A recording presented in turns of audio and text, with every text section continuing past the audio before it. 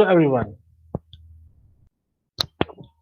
Hello everyone, I'm Himanshu Vasnani from Department of Mechanical Engineering and I'm here to discuss with you on the subject Material Science. The subject code is ME207, unit number 5 in the series, lecture number 31, and today's topic are specific forms of corrosion. So, learning objective for today's lecture are to provide the students with a basic understanding of specific forms of corrosion. Learning outcome of today's lecture will be the students have learned the basics of specific forms of corrosion, and students understood various forms of corrosion, various types of corrosion. Okay, so let's start with today's lecture with specific forms of corrosion. We had studied about what is corrosion in our previous lecture, okay, and what is the principle behind corrosion. So now we are studying about the specific forms of corrosion. Okay, so one can conveniently classify corrosion according to the manner in which it is manifest. So usually metallic corrosion is classified into 8 different forms. Example: uniform, galvanic, crevice, pitting, intercannular, selective leaching, erosion corrosion, and stress corrosion. So in addition to this, there is a hydrogen embrittlement. Okay. So when you talk about hydrogen embrittlement, they say that it is a type of a failure rather than a form of corrosion. However, this hydrogen embrittlement is often produced by hydrogen that is generated from corrosion reactions. Okay, so when you talk about the specific forms of corrosions, they say that normally there are around 8 different types of corrosions, and they are named as uniform corrosion, galvanic corrosion, crevice corrosion, pitting corrosion, intergranular corrosion, selective leaching corrosion, erosion corrosion, and stress corrosion. And apart from that, there is one more: hydrogen embrittlement. And they say this hydrogen embrittlement is a type of failure rather than a form of corrosion. Okay, you can see the in the picture how the corrosion acts. Okay, what is the action of corrosion?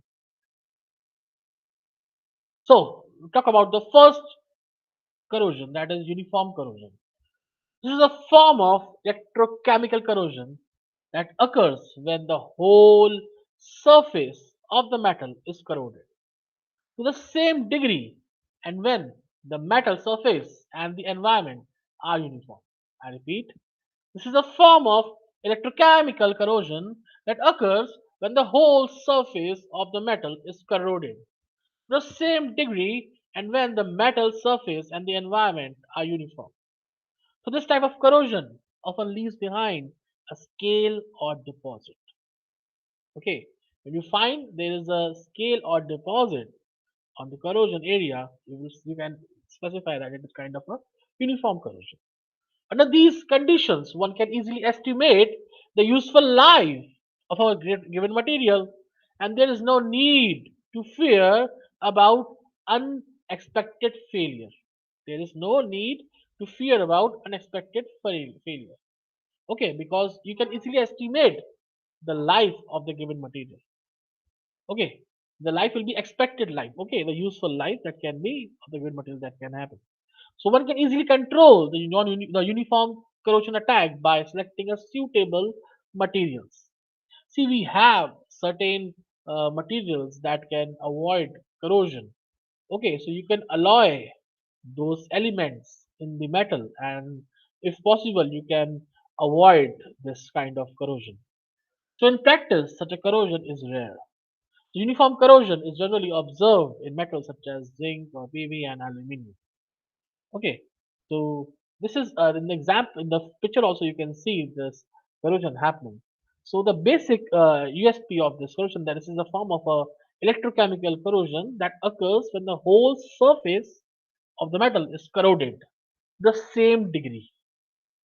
Okay, and when the metal surface and the environment are uniform, and you will find a scale or deposit when you have this kind of corrosion. Okay, now the crevice corrosion, the second type of corrosion that is really important when you talk about corrosion. So electrochemical corrosion can also occur as a consequence of concentration differences. What they say?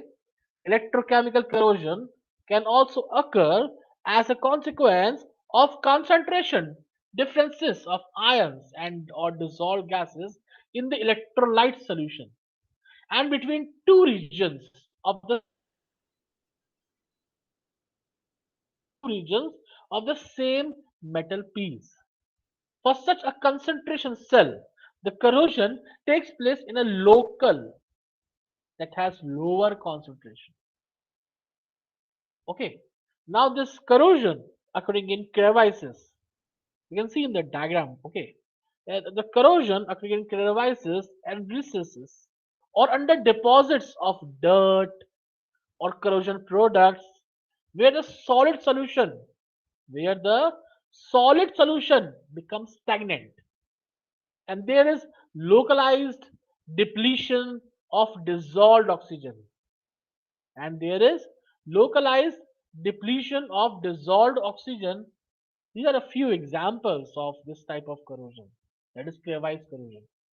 So corrosion preferentially occurring at these positions, these are known as crevice positions. Okay, so in order to penetrate the crevice, it must be wide enough yet narrow enough for stagnancy. Okay, you can see in the diagram, you can have there is a passive film shown. Okay, and you have this steel available to you. So you can see that there are H plus ions and Cl minus ions. Okay, there are Fe2 plus also.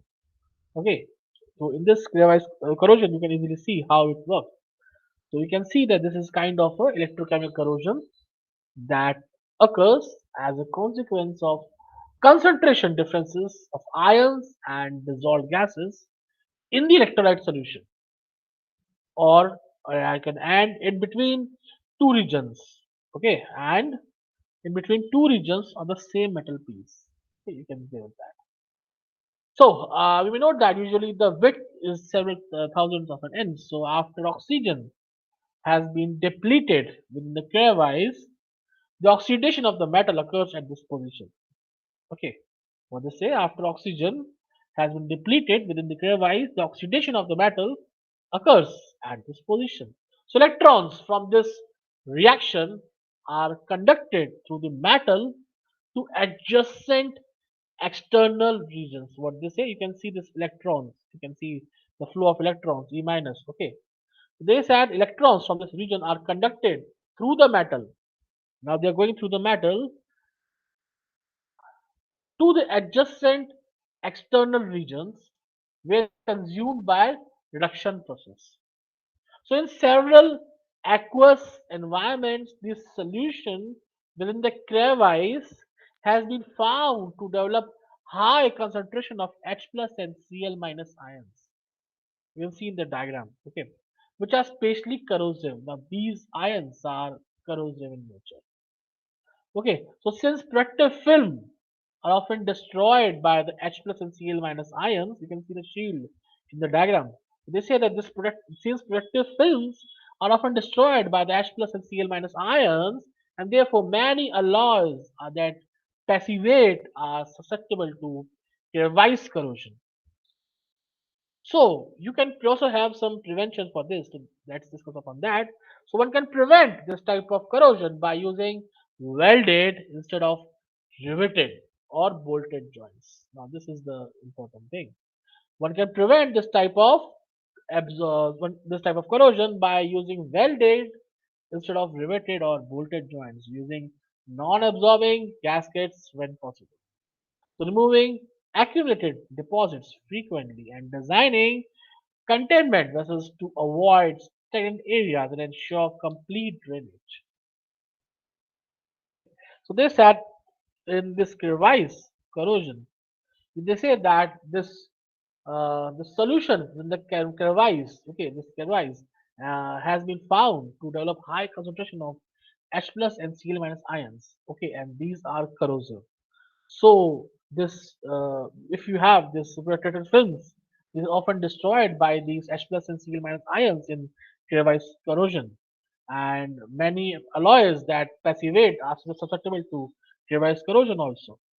And if you want to avoid this crevice corrosion, so one way is to use welded things instead of riveted or bolted joints. You can go with the welded joints. okay, instead of riveted or bolted joints, using non-absorbing gaskets when possible. I repeat, one way is to prevent this type of corrosion, this crevice corrosion, is by using of welded joints instead of riveted or bolted joints, and using non-absorbing gaskets when possible. So this will remove accumulated deposits frequently and designing containment vessels to avoid stagnant areas and ensure complete drainage. Now, the pitting corrosion, the third type of corrosion. Very interesting. You can see in the diagram how the pit is made. Okay, with the H plus and Cl minus ions. Okay, and there you have these electrons are flowing towards the passive film. Okay, and you can see there very easily. So this is the kind of a stainless steel material that is shown. And the bottom also you can see that there is you can see how it's shown on the workpiece. So this type of very localized corrosion, that is pitting corrosion, this type of very localized corrosion attack occurs when the whole surface of the metal is corroded to the same degree and when the metal surface and environment are uniform. Let me repeat once again so you will get a better idea of this.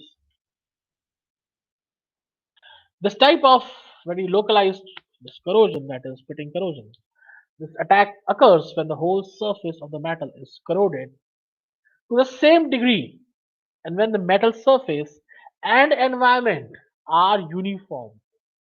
So this type of corrosion attacks produces fine pits or holes at various locations on the metal surface. So this is the kind of judgment you can do. That this type of corrosion, this attacks produces fine pits or holes at various locations on the metal surface. Okay, on the metal surface. So they ordinarily penetrate from top of the horizontal surface downwards in a nearly vertical direction. I repeat once again, this is very interesting. So we can say that this pitting corrosion, this type of localized corrosion attacks occurs when the whole surface of the metal is corroded to the same degree. You can see in the diagram, the bottom diagram. Okay, and when the metal surface and the environment are uniform. This type of corrosion, the attack produces fine pits or holes at various locations on the metal surface. You can see on the diagram you have this kind of pits available on the surface. So they ordinarily penetrate from top to a horizontal surface downwards. Okay, they ordinarily penetrate from the top of a horizontal surface downwards in a nearly vertical direction. So pitting corrosion results from either of the following reasons. The first may be the localized difference in the composition of a metal surface or its smoothness. The first will be the localized difference in the composition of the metal surface or second is inhomogeneous external environment. See, these are responsible for that. So you should be careful with that. Inhomogeneous external environment. Then insoluble corrosion products. Insoluble corrosion products. Then protective film on the metal surface having not been uniformly perfect. You are having a protective film on the workpiece, but the protective film on the metal surface is not having uniformly perfect. So where the space comes, it will start degrading. The crystallographic direction having not been equal in reactivity. And the last is a small spot on the surface being continuously anodic with current flowing from it at a relatively high density. Okay, so these are some, you can say, reasons due to which the spitting corrosions happen. And the important thing is that it is uniformly on the surface. Now, the spitting corrosion results from an electrochemical reaction between the broken film as anode and the surrounding unbroken film as cathode. I repeat, the spitting corrosion it results from an electrochemical reaction between the broken film as anode and the surrounding unbroken film as cathode, which forms a small galvanic cell and produces pits. Okay, these pits will be helpful to understand this is kind of a pitting corrosion. So the mechanism for pitting is probably the same as for crevice corrosion. That is H plus and Cl minus ions and electrons flowing to the film upstairs. In that, oxidation occurs when the pit within the pit itself. They say the mechanism for pitting is probably the same. The mechanism for pitting is probably the same as for the crevice corrosion in that oxidation occurs within the pit itself. So this type of corrosion is observed in aluminium, where you can observe this kind of pitting corrosion. This pitting corrosion may be found in aluminium, steel, copper, nickel alloys. Okay, so you can see that in a you can say many kind of materials, this kind of pitting corrosion is observed, is found. So stainless steel alloys are somewhat susceptible to this form of corrosion. However, alloying with about 2% molybdenum enhances their resistance significantly. They say that stainless steel alloys they are prone to these, but what happens that if you alloy the material with the element known as molybdenum with 2% molybdenum, it will enhance the towards resistivity to corrosion significantly. You can see in this figure on the bottom side, okay, where there you can see that is a light figure shown as metal pit and in the corrosion ports are there on the upper side. This figure illustrates the pitting corrosion. A pit may be initiated by a localized surface defect, such as a scratch or a slight variation in composition. However, pits are randomly formed on the surface. These are formed over, you can see in the diagram on the right hand side. On the bottom side, you can see the pits are randomly formed on the surface. Okay, these are randomly formed. Now, the shapes of pits vary widely. These are normally hemispherical. The shape of pits vary widely, and these are normally hemispherical with electropolished inner surface. With electropolished inner surface. You can see in the diagram on the right hand side. The all shapes are they vary. They are not uniform. These are vary. And these are normally hemispherical with electropolished inner surface. So it has been observed that specimens having polished surfaces display a greater resistance to pitting corrosion and pits have considerable effect on mechanical properties of metals. For example, fatigue. Okay, this was good information about pitting corrosion. Okay, and you can avoid this kind of pitting corrosion in stainless steel by adding 2% molybdenum as an alloying element. Okay, so this addition of 2% of molybdenum alloying element in the stainless steel will obviously enhance its resistance to corrosion, so which is really interesting. So this is a kind of a diagram that is shown for the pitting corrosion. Okay, you can see the pit that is formed. Okay, and these are corrosion products on the upper side. So okay. Now come the fourth important thing, that intergranular corrosion. See, this intercannula corrosion is also another form of corrosion. Okay, so let's discuss upon it. This type of corrosion it occurs preferentially along grain boundaries for some alloys and in some specific environments. Now we're talking about another corrosion, and they say that this type of corrosion that is called intergranular corrosion it occurs preferentially along grain boundaries for some alloys and in some specific environment. You can see this in the diagram. Okay, how this occurs along grain boundaries on the upper side. Okay, this occurs when a pronounced difference in reactivity exists between grain boundaries and the remainder of the alloy. I repeat, this occurs when a pronounced distance in reactivity exists between the grain boundaries and the remainder of the alloy. This type of corrosion is specifically prevalent in some stainless steels. So when heated to a temperature between 500 to 800 degrees centigrade, I repeat, when heated to a temperature between 500 to 800 degrees centigrade for sufficiently long time periods, these alloys become sanitized to intergranular attack. These these become sensitized to intergranular attack. So probably this type of heat treatment causes the formation of small precipitate particles of chromium carbide, that is C6, by reaction between chromium and carbon in the stainless steel. Okay, what happens next? See this kind of corrosion, the intercannula corrosion, you can see in the diagram how it looks, especially prevalent in some stainless steel. What do you say? This type of corrosion it is especially prevalent in some stainless steel. So how? So when heated to a temperature about 500 to 800 degrees centigrade for some time periods, like long time periods, the alloy becomes sensitized to intercannula attacks. Okay, so why? Because this type of heat treatment it causes the formation of small precipitate particles of chromium carbide by reaction between chromium and carbon in the stainless steel. So to form the precipitates, okay, both the chromium and the carbon must diffuse to the grain boundaries. What happened? To form the precipitate, both the chromium and the carbon must diffuse to the grain boundaries, and this leaves a chromium depleted zone adjacent to the grain boundary.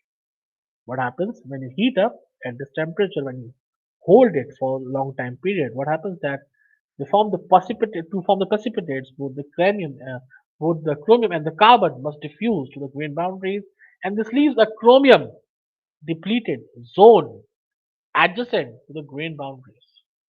So these grain boundaries, where the chromium depleted zone is there, these grain boundaries, these regions, is highly susceptible to corrosion. These these boundary regions, these grain boundary regions are highly, you can say, susceptible to corrosion, prone to corrosion. Okay, so this is how intercannula corrosion takes place. So you can see in this diagram, okay, so there is around these two figures are shown, 5A and 5B. So 5A is all about intercannula corrosion, where the grain and boundaries act as an anode and the boundary atoms have the high potential. You can see in this diagram, grain A, grain B, and they have this anode and cathode on the bottom and upper side. And in the figure B showing intercannula corrosion caused by precipitation of certain compound grain boundaries. So you can see that you have a anodic like depleted zone. Okay, and you have a green center which is cathodic, and you have a precipitated compound cathodic. So in this way, the intergranular corrosion takes place. Now, selective corrosion attack between the grains of metals and alloys may occur due to potential differences set up there. What do you say? The selective corrosion attack between the grains of metals and alloys may occur.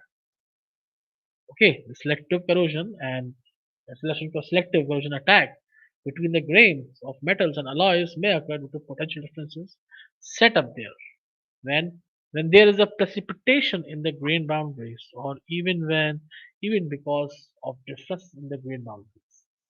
So intergranular corrosion.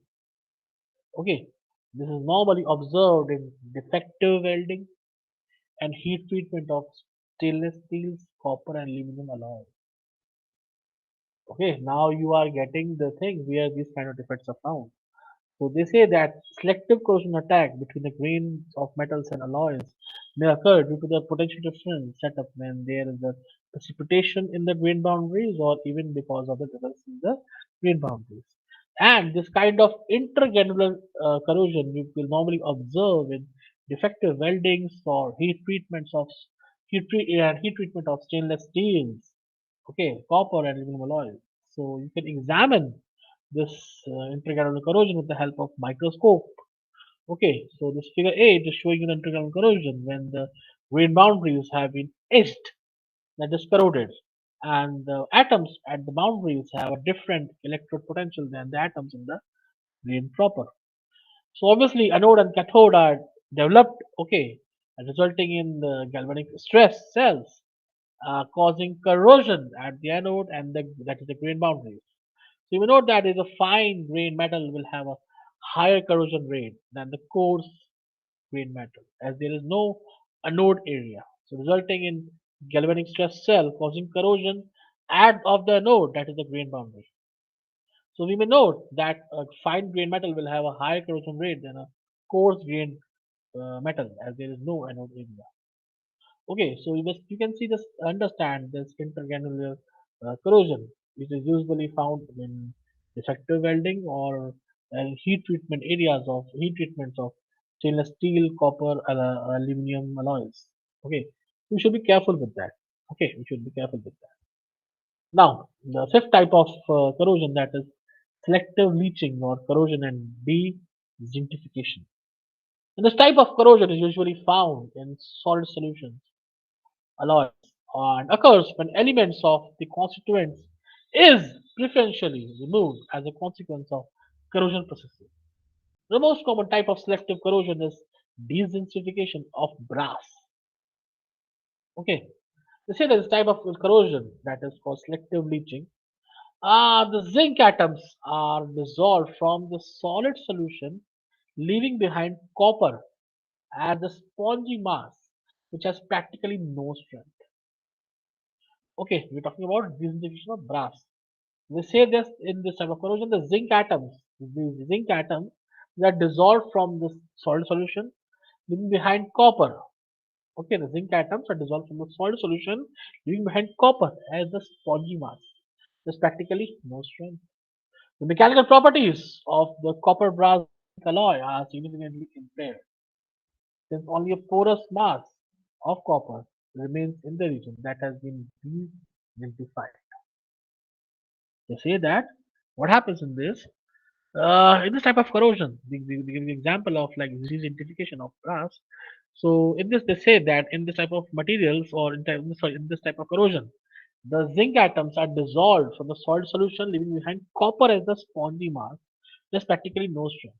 So the mechanical properties of copper, brass, zinc alloy, okay, so are significantly impaired. So since only a porous mass of copper remains in the region that has been de-identified, so the material changes from yellow to a red or copper color.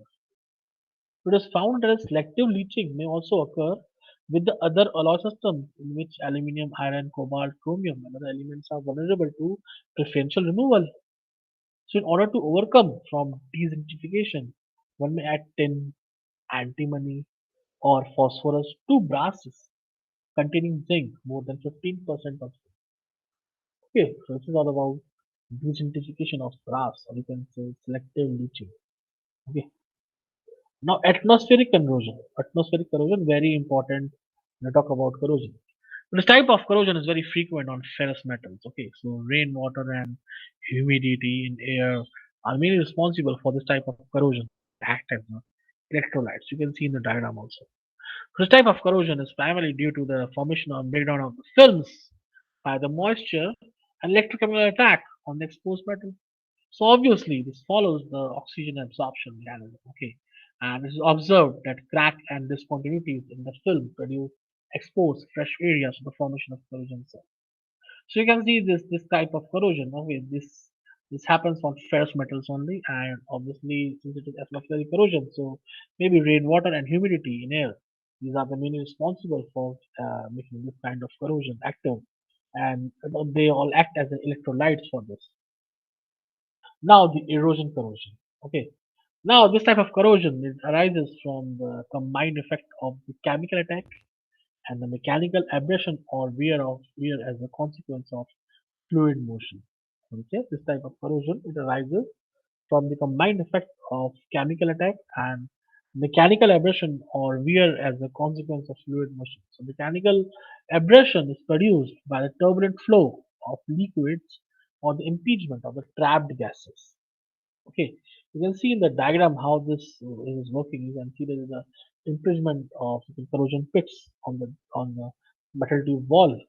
Okay, and also you can see that how the original metal surface is shown, and you have a corrosion film on the upper side, and later it is going with some kind of corrosion pits are shown. Okay, and you have a water flow. You can see the direction on the upper side. So normally all metal alloys to one degree or another are susceptible to erosion corrosion. Erosion corrosion causes the accelerated attack because it mechanically removes the protective layer that normally builds up on the corroding surface. What happens is this erosion corrosion it causes because it mechanically removes the protective layer that normally builds on a corroding surface. So obviously this type of corrosion is especially harmful to alloys that passivate by forming a protective surface film. So when coating is not capable of continuously and rapidly reforming as a protective barrier, the erosion corrosion may be severe. What happens? When the coating is not capable of continuously and rapidly reforming as a protective layer, the erosion corrosion may be severe. This type of corrosion action contributes to the formation of localized pitting cells. Okay, so you can say that this coating that you're doing, when the coating is not capable of continuously and rapidly reforming as protective barrier, now this kind of corrosion, erosion corrosion, may be severe. So this type of corrosion action contributes to the formation of localized pitting cells or just pitting cells. You can see the pitting cells in the diagram on the upper side. And the bottom also you can have this kind of, you can say, it is easily visible to you, these kind of pitting cells. Okay, so in the both diagrams, this is the content is explanatory. Now, this type of corrosion is associated with the formation of cavities in the metals by fast-moving liquids, relatively soft metals such as copper and lead, and also sensitive to this form of corrosion attack. Okay, and this type of corrosion is generally found in piping, especially at bends, okay, elbows, and abrupt changes in the pipe diameter positions where the fluid changes direction or flow suddenly become turbulent. So propellers or turbine blades or valves, pumps, these are all susceptible to erosion corrosion. You can see in the figure, you can see the erosion corrosion on the pipeline. In order to reduce erosion corrosion, one can change the design to eliminate fluid turbulence and impingement attacks. One can also utilize other materials that can inherently resist erosion. Sorry. One can utilize other materials that inherently resist erosion. So moreover, removal of particulates and bubbles from the solution may lessen its ability to erode. Okay, you can see in the diagram how this erosion corrosion acts in a pipeline. Okay, now the stress corrosion. Okay, very important corrosion. This type of corrosion is also termed as stress corrosion or cracking. Okay, it's produced by the combined effect of mechanical stress and a corrosive environment on a metal. Okay, this corrosion, stress corrosion, you can say this type of corrosion is also termed as stress corrosion cracking. Because cracking is produced by the combined effect of mechanical stress and the corrosive environment on the metal. You can see the crack in the diagram. You can see the cracks how these are developed. You can see the cracking anode. You can see and we have a pit at the anode in the bottom diagram. You can see how it is doing. Okay, there is a saucer anode and there you have a pit anode of this. You have a crack anode in this. Okay, so in this way you can see how this is working. The stress that produces this type of corrosion need not be extremely applied. Okay, the stress that produces this type of corrosion need not be extremely applied. It may be residual, one that results from the rapid temperature changes and uneven contraction, or for that two-phase alloys in which the phase has been a different coefficient of expansion. So one may note that in the presence of corrosion environments, what happens? One may note that in the presence of corrosion environments, the strained area acting as anode while unstrained area as cathode gives rise to a type of galvanic cell. What to say? In the presence of corrosion environment, the strained areas acting as anode and the unstrained area as cathode. They give rise to a type of galvanic cell called stress cell, which is kind of a stress corrosion. So the corrosion starts at the strained areas. What happens? The corrosion starts at the strained areas due to the electrochemical action. What happens? Due to the electrochemical action of the cell. I repeat, the corrosion starts at the strained areas due to the electrochemical action of the cell. So it is found the stress corrosion is rate is dependent upon the corrosive agent and time and temperature of exposure and its behavior of reactive films and stress magnitude. So you can see this stress corrosion rate. It is dependent upon the corrosive agent first, then time and temperature of exposure, then behavior of reactive film and stress magnitude. Okay. Now the high tensile stress, the high tensile stress, the absorption of hydrogen in metal causes embrittlement. The absorption of hydrogen in metals causes embrittlement under high tensile stress. This phenomenon is usually known as the hydrogen embrittlement. So when mild steel exposed to alkaline solutions at high temperature and stresses, one can observe hydrogen embrittlement. Okay, so you can see in the diagram it is very clearly shown about stress corrosion. Then this diagram is also there showing this anode up on the upper side and cathode on the bottom side. You can see here in this, you can see there's a cracked anode is shown. And on the pit also, this anode is shown, saucer anode is shown. So you can see, and this method, this metal is acting as a cathode, and you can see the anode. And some this kind of a stress corrosion. Now, this type of corrosion occurs predominantly in metals, having internal cold working or otherwise, and being used in corrosive environment. Now, in fact, some materials, sorry, the materials that are virtually inert or in particular corrosive environment medium become susceptible to this form of erosion. You can say corrosion, sorry. In fact, some materials that are virtually inert in a particular corrosive medium become susceptible to this form of corrosion when a stress is applied. Okay, so pile up of dislocations at the grain. What happens? Pile up of dislocations at grain boundaries in cold work metals increase the energy in such regions and makes anodes in the structure in certain environments. The small cracks form and then propagate in a direction perpendicular to the stress. They say small cracks form and then propagate in the direction perpendicular to the stress, with the result that failure may eventually occur. You can see in the diagram how this failure occurs. What it does in this that pile of locations at grain boundaries in cold work metals increases the energy in such regions and makes anodes the structure of certain environment. The small cracks form at this point and then propagate in a direction perpendicular to the stress, with the result that failure may eventually occur. In the diagram you can see.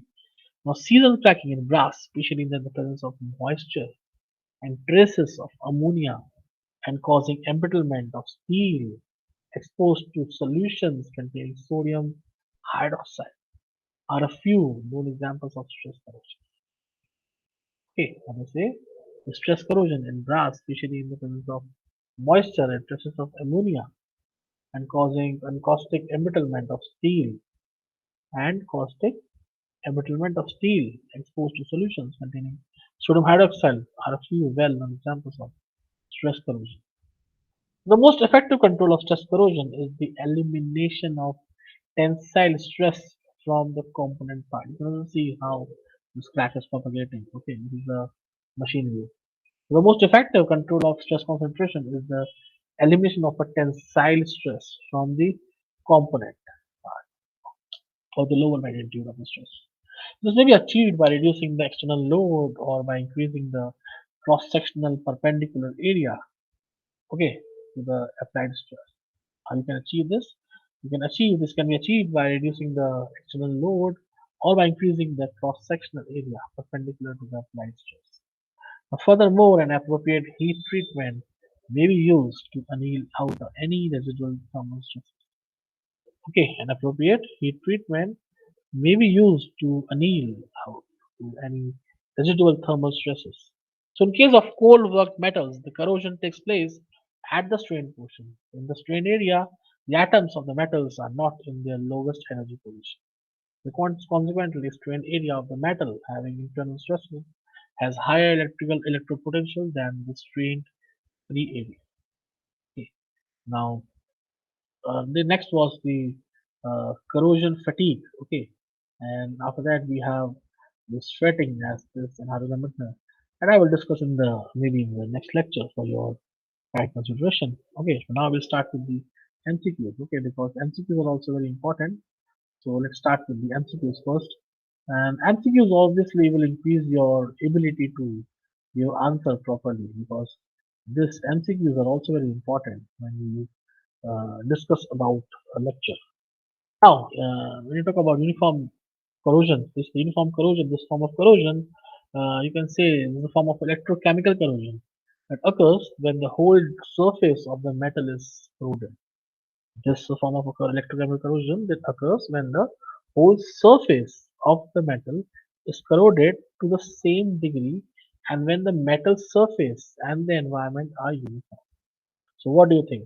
Is it true or false? We have discussed about this uniform corrosion in detail in the starting.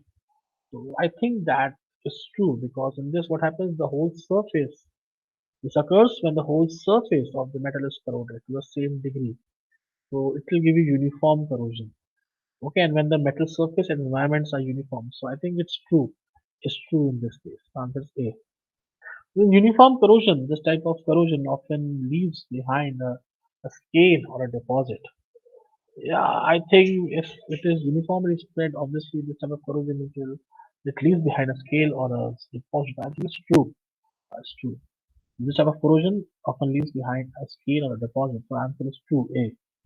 Now, corrosion occurring in crevices and recesses or under deposits of dirt or corrosion products where the solid solution becomes stagnant and there is localized depletion of dissolved oxygen are a few good examples of this type of corrosion. So, corrosion preferentially occurring at these positions known as crevice corrosion. See, we have discussed a lot about crevice corrosion in our lecture, and obviously you can say that this statement also is true because corrosion occurring in crevices and recesses or in the deposits of dirt and or corrosion products where the salt solution becomes stagnant and there is localized depletion of dissolved oxygen are a few examples of this type of corrosion. So I think it's true. A as the answer. Okay. Now let's talk about next corrosion that is called pitting corrosion. Now, this type of very localized corrosion attack occurs when the whole surface of the metal is corroded to the same degree. I repeat, in pitting corrosion, what happens? This type of corrosion of very localized corrosion attack occurs when the whole surface of the metal is corroded to the same degree. Okay, let's if we talk about uniform corrosion, you can also see that in also this type of very localized corrosion attack occurs when the whole surface of the metal is corroded to the same degree. Okay, and now in this what happens and the surface metal and the environment are uniform. Now in pitting corrosion, they say this type of corrosion attacks produces fine pits or holes at various locations on the metal surface. So it's true. In pitting corrosion, the answer is true. A.